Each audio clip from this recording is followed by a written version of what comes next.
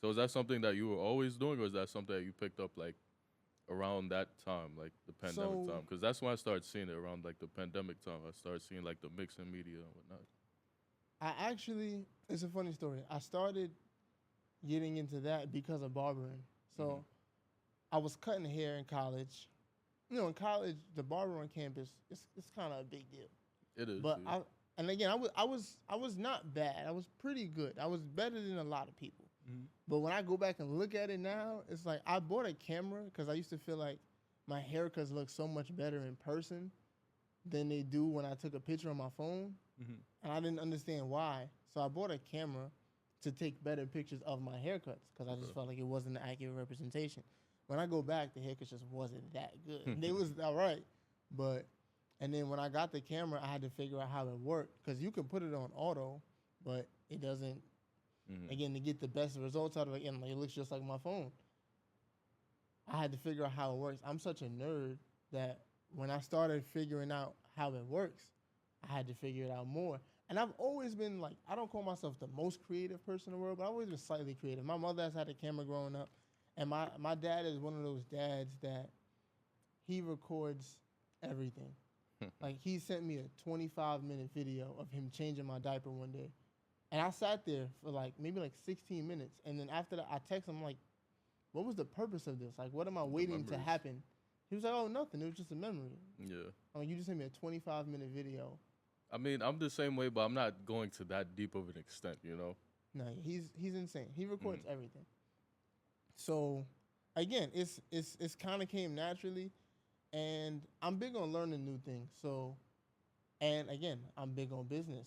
When I started to realize I was charging what 25 for a haircut, and people were charging 150 for a photo shoot.